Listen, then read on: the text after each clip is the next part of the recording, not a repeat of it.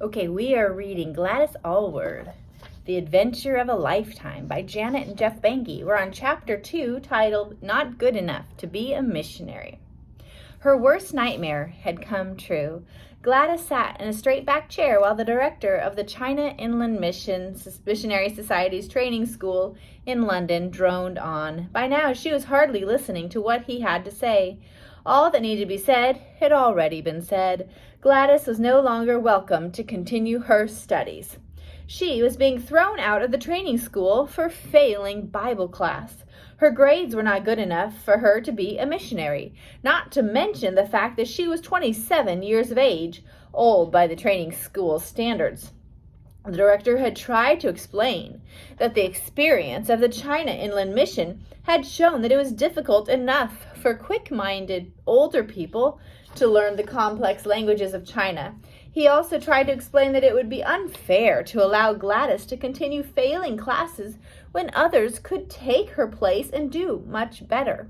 Other younger and more qualified people were waiting in line to take her place in the school. The director was a kindly man with deep blue eyes and a soft voice. He wasn't trying to hurt Gladys's feelings. He was just giving her the facts as they were. Gladys could see his point. She hadn't done well during the first 3 months of the school, but then she'd never done well at school. She'd left school at age 14 to take a job as a housemaid. And by missionary standards, she was an older woman. Though she didn't feel it, if she stayed in the training school to the end, she would be 30 years old by the time she got to China. At that age, it would probably be difficult for her to learn Chinese. It was also true that she had no useful qualifications. She wasn't a nurse or a teacher. She was just Gladys Aylward, daughter of Thomas and Rosina Aylward, a postman and a housewife from Edmonton, a small suburb of London. Even though she understood all this, tears of disappointment welled in Gladys's eyes as the young woman stood to leave the director's office. Gladys didn't trust herself to speak without bursting into loud sobs. Instead, she thrust out her hand to shake the director's hand. He was about to shake her hand when he hesitated. "One more thing, Miss Aylward," he said. "There is one way you could serve God with regard to China." Gladys's heart skipped a beat. Was she going to get to China some other way after all? The director continued, "I see you've been in service before as a housemaid." "Yes," replied Gladys, wondering what was coming next. "As it happens," the director went on, "I received news this morning of an elderly missionary couple, Dr. and Mrs. Fisher, who have just returned from China. They have retired to Bristol and need a housemaid. I would be more than happy to recommend you for the job." Gladys clutched the back of the chair. Her head was spinning. After all her effort to make her dream of going to China as a missionary come to pass, the director thought she was fit only to be a housemaid? Her shoulders slumped as she sat down again to copy the Fisher's address. Dr. and Mrs. Fisher turned out to be not at all like Gladys had imagined them. They didn't need much help around the house, and they were still very interested in missionary work. They listened to Gladys's story of how she had grown up in a Christian home, though Christianity hadn't come alive to her until one night 2 years before, when she had visited an unfamiliar church.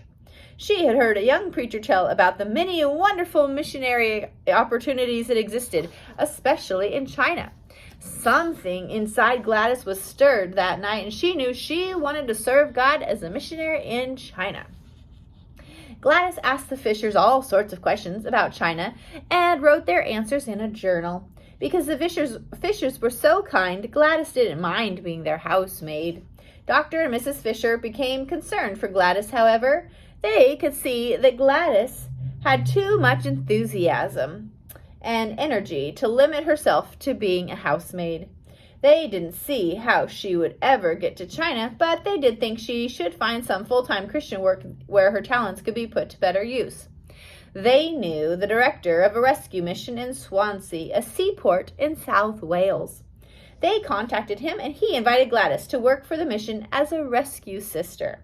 The job involved patrolling the streets of Swansea in the middle of the night, looking for young girls who had no place to stay. Many of the girls had come to the city to escape the boredom of their villages, but quickly ran out of money after they arrived. With no money for rent or food, they began living on the streets. Often, out of desperation, they became involved in prostitution as a way to make ends meet. A rescue sister's job was to find these girls before the sailors did. The mission would pay for the girls to stay one night in the hostel in the morning they would put them on a train back home to their villages. Gladys's parents had never tried to shelter their daughter from the way other people lived. Even so, Gladys was shocked at the way these girls lived on the street each night. Yet Gladys loved the job. She especially liked it when she got to share the gospel message with the girls. As much as she loved the job, though, something was missing. Yes, she was doing very useful work, but she wasn't doing it in China, where she knew God wanted her to be. Gladys knew, of course, that after her mission training school experience, no missionary organization would send her to China. If she was going to go there, she would have to get there on her own. But she had no money, and her parents were not rich, nor did she have any rich friends who would sponsor her. She had only one option. She would have to save up the money to pay her own way to China. Much as she loved being a rescue sister, she needed a job that paid more money. The little she did get paid by the rescue mission usually ended up buying food for the girls who were going home. The job she knew best, and the job where she knew she could earn enough money to save some, was being a housemaid again. With a heavy heart at leaving the job in Swansea she enjoyed so much, she returned to London to find work as a housemaid. In London, the employment agency sent her to work at the home of Sir Francis' young husband. Gladys pulled the silver bell at the door of the huge house in Belgravia, near Buckingham Palace. A butler answered the door and showed Gladys to her new room. The room had a bed, a chair, and a water stand, like most maids' rooms. Gladys lifted her cardboard suitcase onto the bed. Inside, it was everything she owned. She pulled out her black leather-bound Bible and placed it carefully on the chair beside her bed. Next, she reached into her purse and took out all the money she had left after getting to Belgravia. She didn't need to count it. She knew exactly how much she had. After paying the train fare from Edmonton, where she had visited her parents, Gladys had 2.5 pennies left. She laid them in a row on top of her Bible. A sense of hopelessness came over her. What was the use of trying to save enough money to get to China when traveling across London had taken nearly all the money she had? Then Gladys thought about why she wanted to go to China. She was certain it was where God wanted her to live and work, and if that was where He wanted her, surely He would help her get the money she needed to get there.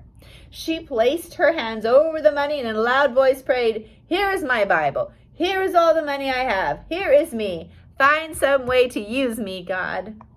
As she prayed, the door creaked open and another maid peered into the room.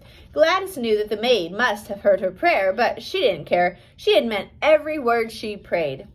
"Excuse me," began the maid, "but the mistress wants to see you in the drawing room." Gladys glanced in the mirror and quickly adjusted her black bun. She stepped into the hallway and followed the maid down the servants' stairs to the drawing room, where Lady Annabel Younghusband was waiting for her.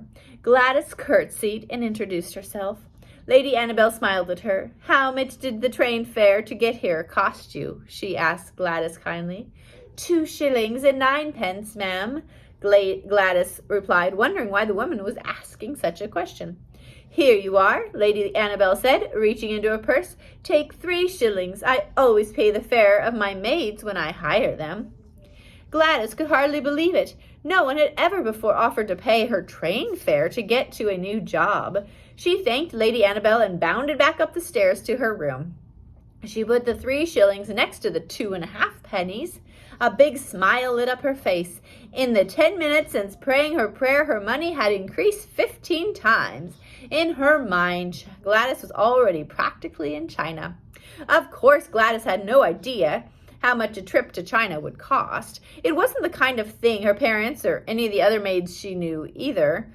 It wasn't the kind of thing her parents or any of the other maids she Of course, Gladys had no idea how much a trip to China would cost.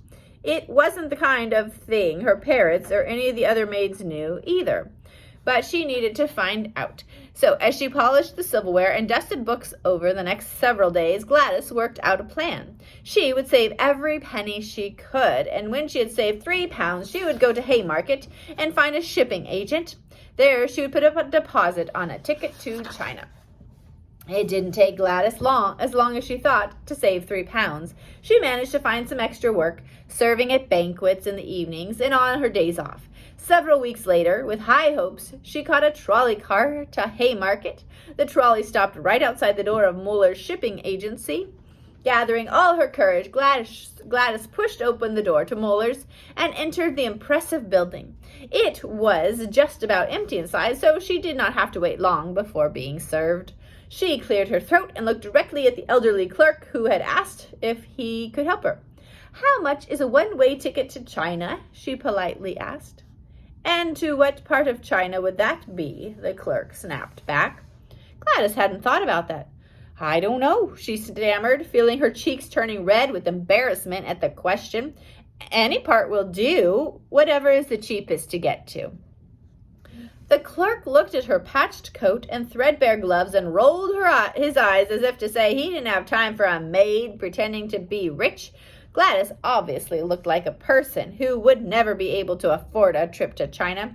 "Please step aside, miss. I have work to do," he finally said in a firm voice. "No, you don't understand," Gladys pleaded. "I have money, and I need to get to China." She fumbled in her pocket and pulled out the 3 one-pound notes.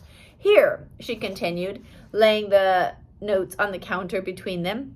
The clerk sighed. "Ma'am, the cheapest sea passage to any part of China," he explained, emphasizing the word any, "is £90. That's 30 times more than the money you have." Gladys felt sick. £90 would take forever to save. She knew the clerk expected her to pick up the money and walk out, but she did not.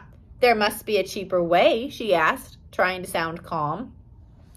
The clerk sighed heavily again. "There is, ma'am," he said, unable to keep the sarcasm from his voice. "If you don't mind arriving dead, that is." Gladys stared at him and waited for him to continue.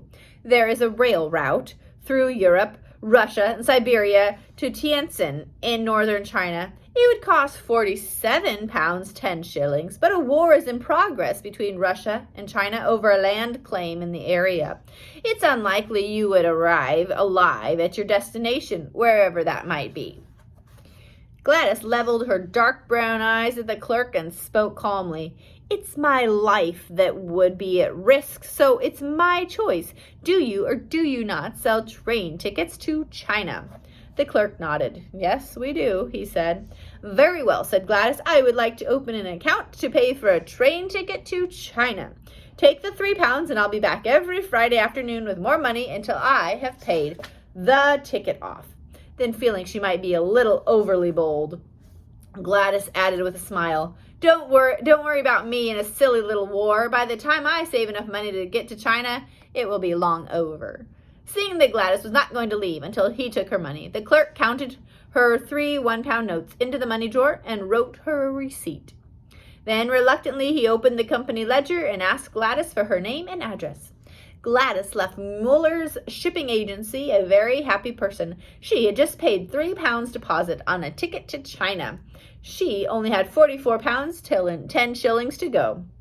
As she rode the trolley back to Belgravia, she turned her attention to what she would do when she got to China. She needed more training, but where would she get it? She didn't want to spend any money on Bible school. Besides, she'd already failed at that. If she was going to get an education in missionary work, Gladys decided she was going to have to give it to herself. On a piece of paper, she noted some of the things she'd need to learn. The first thing on her list was preaching. Every missionary needed to know how to preach, she told herself. Hyde Park in London became the place where she learned to do this. Hyde Park was where people with strong opinions climbed onto wooden soap boxes and made speeches. Most of the speeches were about politics. If a passerby liked what the person was saying, he or she might stop and listen for a while, perhaps even throw a penny or two into the speaker's feet.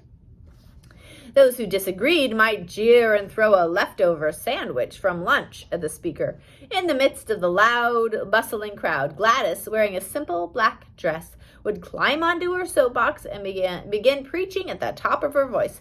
She preached about how much God loved the people hurrying by and about their need to serve God. Nobody stopped to listen to her. A few people passing by, jeered and heckled her, but Gladys didn't mind. Each time she got up to preach, she was a little less concerned about what people thought of her and a little more confident that one day she would preach in China. Besides learning to preach, Gladys set out to learn more about China. This task was made easier for her by a happy coincidence. Sir Francis' young husband was a famous explorer who had spent a lot of time in the interior of China and had written several books on his experiences there. Gladys politely asked him if she could borrow some of the books from his private library. He was puzzled. Housemaids were usually not interested much in reading, especially not the type of books he had in his library.